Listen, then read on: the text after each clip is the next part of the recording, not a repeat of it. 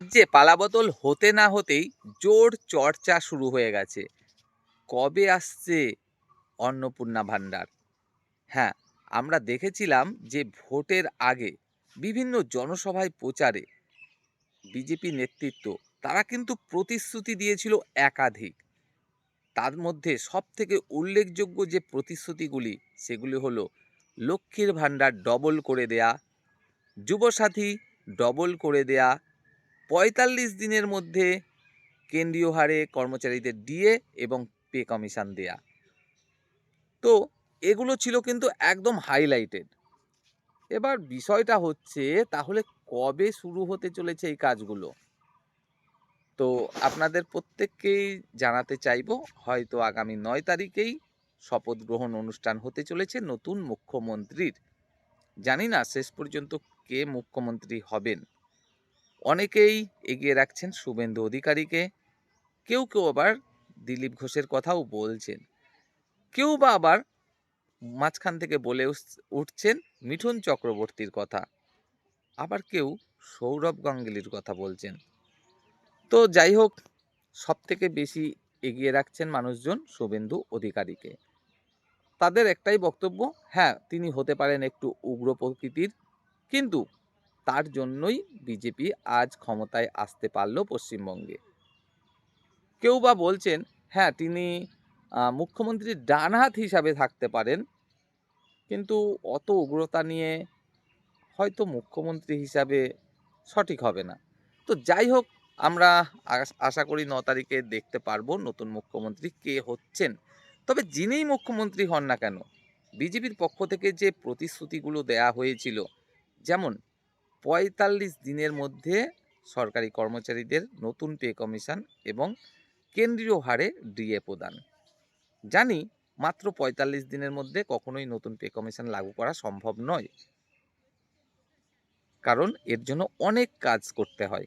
হয়তো সেটা শুরু করা যেতে পারে, কিন্তু লাগু করা যায় না।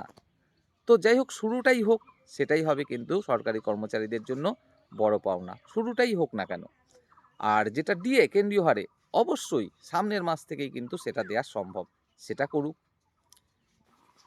নতুন যে ভাণ্ডার, লক্ষ্মীর ভাণ্ডারের বিকল্প, তো সেটা কবে থেকে দেওয়ার কথা? আগামী মাসের ১ তারিখ থেকে, অর্থাৎ জুন মাসের ১ তারিখ থেকেই কিন্তু প্রতিটা মহিলার অ্যাকাউন্টে যারা লক্ষ্মীর ভাণ্ডার পেতেন ৩,০০০ টাকা করে দেওয়ার কথা। তেমনটাই কিন্তু প্রতিশ্রুতি দিয়েছিলেন বিজেপি নেতৃত্ব। আবার যুবসাথী প্রকল্প, সেখানেও কিন্তু ডবল করে দেওয়ার কথা এবং জুন মাসের ১ তারিখ থেকেই কিন্তু টাকাটা দেওয়ার কথা। প্রতি মাসে ৩,০০০ টাকা করে অ্যাকাউন্টে পাওয়ার কথা আমাদের রাজ্যের মা বোনদের লক্ষ্মীর ভাণ্ডারের বিকল্প হিসাবে এবং বেকার যুবক যুবতীদের যুবসাথীর বিকল্প হিসাবে।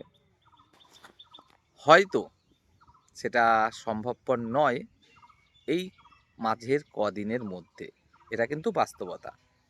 আপনারা অনেকেই বলবেন যে ওই কই তো বলেছিল তো জুন মাসের ১ তারিখ থেকেই দেয়া হবে ইত্যাদি ইত্যাদি ইত্যাদি, কই দিল তো না, তাহলে কি ঠকিয়ে দিল? দেখুন, রাজনীতিবিদদের 100% ভরসা করা সত্যি বোকামি ছাড়া আর কিছুই নয়। এটা হলো বাস্তবতা। রাজনীতিবিদরা অনেক অনেক প্রতিশ্রুতি দেন, বাস্তবে সেগুলো পূরণ খুব কমই হয়। তবে আমি এটুকুই বলবো, আপনারা পজিটিভ থাকুন। যখন বিগত সরকার দিচ্ছিল এই লক্ষ্মীর ভাণ্ডার ১,৫০০ করে এবং যুবসাথী ১,৫০০ করে, তখন নতুন সরকার যে একদমই দেবে না, সেটা কিন্তু কখনোই হতে পারে না। কারণ নতুন যে সরকার আসলো, এখনও সরকার গঠন হয়নি যদিও বা, ক্ষমতায় চলে এসছে, জিতে গেছে মানেই ধরে রাখুন নতুন সরকার বিজেপি হয়ে গেছে। তো তারা অবশ্যই এই বিষয়গুলো কিন্তু মাথায় রাখবে যে ভাই, বেকার যুবক যুবতী বা রাজ্যের মহিলারা তারা কিন্তু মাসে ১,৫০০ টাকা করে পেত। এই মুহূর্তে আমরা যদি পুরোটা বন্ধ করে দিই, তাহলে না, হয়তো দেখব ৫ বছর আমাদেরকে অপেক্ষা করতে হবে না, সামনের যে পঞ্চায়েত ভোট আছে ২ বছর পরে, সেখানেই মানুষজন পাল্টি খাবে, আবারও একতরফাভাবে কিন্তু টিএমসিকে ভোট দেবে। এবং তারপরে আরও রয়েছে লোকসভা, সেখানেও কিন্তু না, আমাদেরকে ভোটটা আর দেবে না। তো যাই হোক, এই বিষয়গুলো অবশ্যই মাথায় কিন্তু থাকবে বিজেপি নেতৃত্বের, এবং নিশ্চিতভাবে এটুকু আপনারা আশাবাদী থাকতে পারেন যে হ্যাঁ, লক্ষ্মীর ভান্ডার নামটা না থাকতে পারে, অন্য কোনো নাম হতে পারে, কিন্তু এই প্রকল্প চালু থাকবে। অর্থাৎ আপনারা যে টাকাটা পাচ্ছিলেন সেটা অবশ্যই পাবেন। হ্যাঁ, কিছু পরিবর্তন ঘটাতে পারে। ১,৫০০ এর জায়গায় সত্যিই ৩,০০০ দিতে পারে, কিংবা ২,০০০ দিতে পারে বা ২,৫০০ দিতে পারে। টাকাটা অবশ্যই পরিবর্তন হতে পারে, কিংবা যেটা জুন মাসের ১ তারিখ থেকে বলেছিল, বিভিন্ন জনসভায় প্রতিশ্রুতি দিয়েছিল দেয়ার কথা, সেটা জুনের জায়গায় জুলাই, আগস্ট, সেপ্টেম্বর, অক্টোবর হতে পারে, বা ২৭ সালের ১ম থেকে দিতে পারে। অর্থাৎ কিছু সময় লাগতে পারে, কিন্তু দেবে।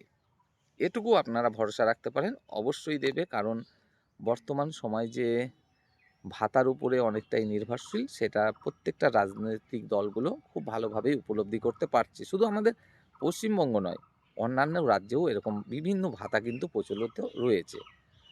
আর পে কমিশন, যেটা আগেই বললাম, ৪৫ দিনে সম্ভব নয়। আপনারা প্রত্যেকেই জানেন, আপনারা বোঝেন বিষয়টা। কারণ আপনারা প্রত্যেকেই চাকরিজীবী, অশিক্ষিত মানুষ। ৪৫ দিনের মধ্যে অবশ্যই শুরু করা যায়, কিন্তু পুরোপুরি কমপ্লিট হয় না, আপনারাও জানেন। তো অবশ্যই যদি শুরুটাও হয়, সেটাই কিন্তু বড় পাওনা। এবং যেটা ডিএ ৫৮% হারে, কেন্দ্রীয় হারে, সেটা কিন্তু অবশ্যই দেয়া যায়, এবং সরকার গঠন করার পরেই কিন্তু অ্যানাউন্স করা যায়, বিজ্ঞপ্তি দেয়া যায়, এবং সামনের মাস থেকেই ৫৮% হারে ডিএটা দেয়া যায়। তবে আমার ব্যক্তিগত ধারণা, হয়তো ৫৮% হারে আপনারা এই মুহূর্তে ডিএটা পাবেন না, নতুন পে কমিশন বসার আগে পর্যন্ত। হয়তো নতুন পে কমিশন যেখানে বসবে, তখন হয়তো এই যে ডিএটা, এটা হয়তো মার্জ হয়ে যাবে। মার্জ হয়ে গিয়ে নতুন পে কমিশন বসবে।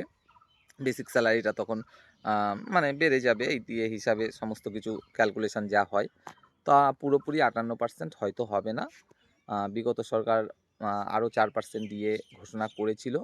হয়তো ওটা এই মুহূর্তে পাবেন, আর হয়তো কিছুদিন পরে আবারও ২%, ৪% ইত্যাদি করে, করে ডিএটা বাড়ানো হতে পারে। ঘাটতি যেটা ৪০% ছিল, সেই ঘাটতিটা হয়তো কমতে পারে। হয়তো আরও ৫% কমলো, ১০% কমলো, বা ১৫% বা ২০% পর্যন্ত কমলো। তবে পুরোপুরি যে ঘাটতি মিটে যাবে, পুরোপুরি কেন্দ্রীয় হারে এই মুহূর্তে ৫৮% হারে ডিএ পেয়ে যাবেন, এটা কিন্তু একটু বেশি, বেশি আশা হয়ে যাবে। যতই বলুক না কেন রাজনীতিবিদরা, ওনারা বলে থাকেন, বাস্তব ক্ষেত্রে সেটা প্রয়োগ কিন্তু খুব কমই হয়। তো আশা করব যত বেশি ডিএটা পাওয়া যাবে নতুন পে কমিশন লাগু হওয়ার আগে, ততটাই ভালো। আর নতুন পে কমিশন অবশ্যই কেন্দ্রের সাথে একই সাথে যেন লাগু হয়, এবং কেন্দ্র যদি এরিয়ার হিসাবে ২৬ জানুয়ারি থেকেই মানে স্যালারিটা দিয়ে থাকে, তো সেক্ষেত্রে রাজ্যেও যেন একই ব্যবস্থা গ্রহণ করা হয়, এটুকুই আশা রাখব।